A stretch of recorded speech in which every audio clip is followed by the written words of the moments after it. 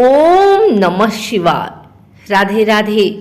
आइए सुनते हैं सोमवार व्रत कथा। इस कथा को सुनने मात्र से मिलेगी शिव पार्वती की असीम कृपा। सोमवार का दिन शंकर भगवान को समर्पित होता है। आज के दिन भक्त भोलेनाथ को प्रसन्न करने के लिए विशेष पूजा अर्चना करते हैं। कुछ लोग आज के दिन व्रत भी रखते हैं ताकि शिव की विशेष कृपा प्राप्त की जा सके। बाबा भोलेनाथ के आशीर्वाद के लिए आप भी सोमवार का व्रत कर रहे हैं तो शिव व्रत कथा को सुनकर या पढ़कर इस उपवास को पूरा करें। सोमवार का दिन शंकर भगवान को समर्पित है। आज के दिन भक्त भोलेनाथ को प्रसन्न करने के लिए विशेष पूजा अर्चना करते हैं। आइए सुनते हैं सोमवार व्रत की विधि। नारद पुराण के अनुसार सोमवार व्रत में व्यक्ति को प्रातः स्नान करके शिव जी को जल और बेलपत्र चढ़ाना चाहिए तथा शिव गौरी की पूजा करनी चाहिए।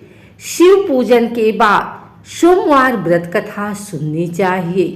इसके बाद केवल एक समय ही भोजन करना चाहिए।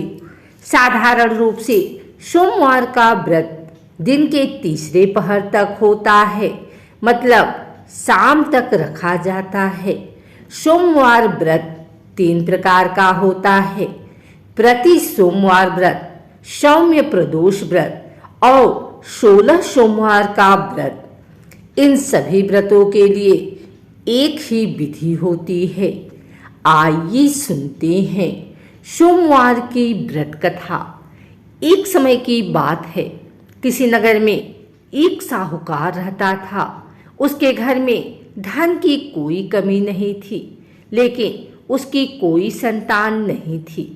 इस कारण वह बहुत दुखी था। पुत्र प्राप्ति के लिए वह प्रत्येक सोमवार व्रत रखता था और पूरी श्रद्धा के साथ शिव मंदिर जाकर भगवान शिव और पार्वती जी की पूजा करता था। उसकी भक्ति देखकर एक दिन माँ पार्वती प्रसन्न हो गई और भगवान शिव से उस साहूकार की मनोकामना पूर्ण करने का आग्रह किया। पार्वती जी की इच्छा सुनकर भगवान शिव ने कहा कि हे पार्वती, इस संसार में हर प्राणी को उसके कर्मों का फल मिलता है और जिसके भाग्य में जो हो उसे भोगना ही पड़ता है।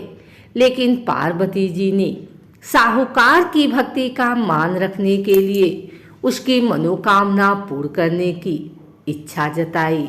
माता पार्वती के आग्रह पर शिव जी ने साहूकार को पुत्र प्राप्ति का वरदान तो दिया, लेकिन साथ ही यह भी कहा कि उसके बालक की आयु केवल 12 वर्ष होगी। माता पार्वती और भगवान शिव की बातचीत को साहूकार सुन रहा था। उसे ना तो इस बात की खुशी थी और ना ही दुख। वह पहले की भांति शिव जी की पूजा करता रहा। कुछ समय के बाद साहूकार के घर एक पुत्र का जन्म हुआ। जब वह बालक 11 वर्ष का हुआ तो उसे पढ़ने के लिए काशी भेज दिया गया। साहूकार ने पुत्र के मामा को बुलाकर उसे बहुत सारा धन दिया और कहा कि तुम इस बालक को काशी विद्या प्राप्ति के लिए ले जाओ और मार्ग में यज्ञ कराना। जहाँ भी यज्ञ कराओ वहाँ ब्राह्मणों को भोजन कराते और दक्षिणा देते हुए जाना। दोनों मामा भांजे इसी तरह यज्ञ कराते और ब्राह्मणों को दान दक्षिणा देते काशी की ओर चल पड़े। रात में एक नगर पड़ा जहां नगर के राजा की कन्या का विवाह था, लेकिन जिस राजकुमार से उसका विवाह होने वाला था वह एक आंख से काना था। राजकुमार के पिता ने अपने पुत्र के काना होने की बात को छुपाने के लिए एक चाल सोची। साहूकार के पुत्र को देखकर उसके मन में एक विचार आया।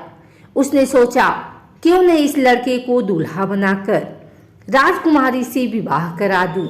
विवाह के बाद इसको धन देकर विदा कर दूंगा और राजकुमारी को अपने नगर ले जाऊंगा। लड़के को दूल्हे के वस्त्र पहनाकर राजकुमारी से विवाह करा दिया गया।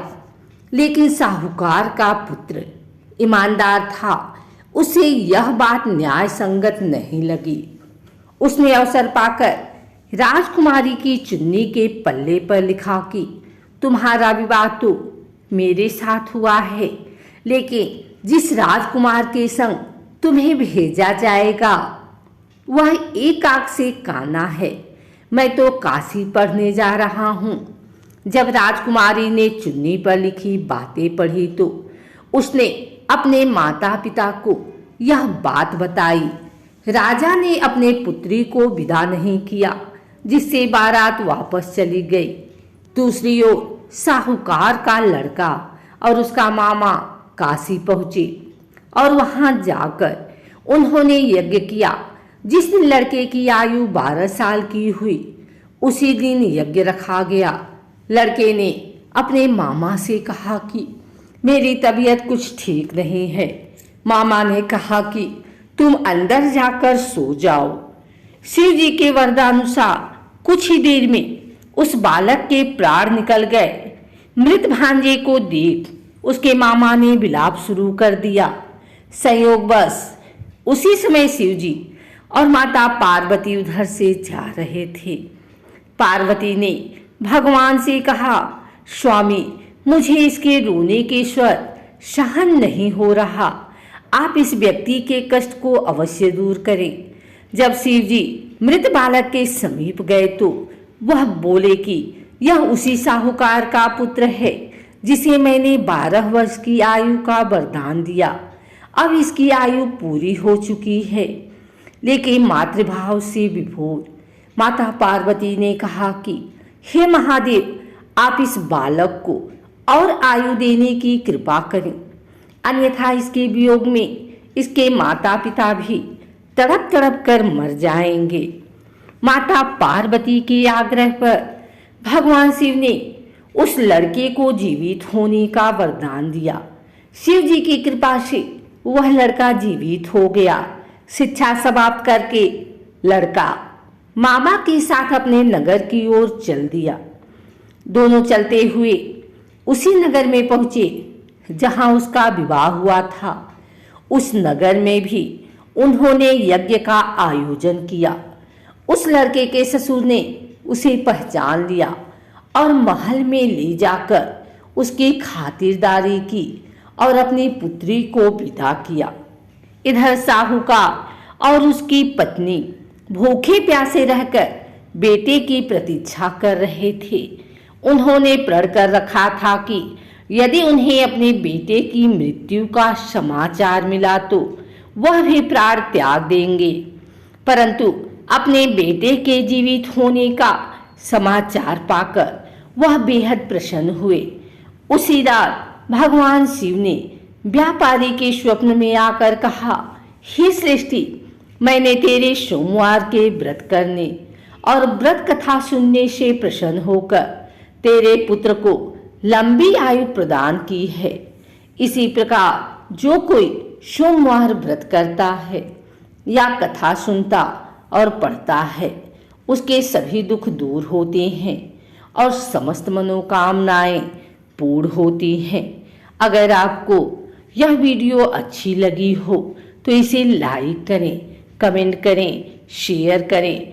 हमारे चैनल को सब्सक्राइब करके बेल नोटिफिकेशन ऑल पर सेट कर लें ताकि आगे आने वाली वीडियो सबसे पहले आप तक पहुंच सके।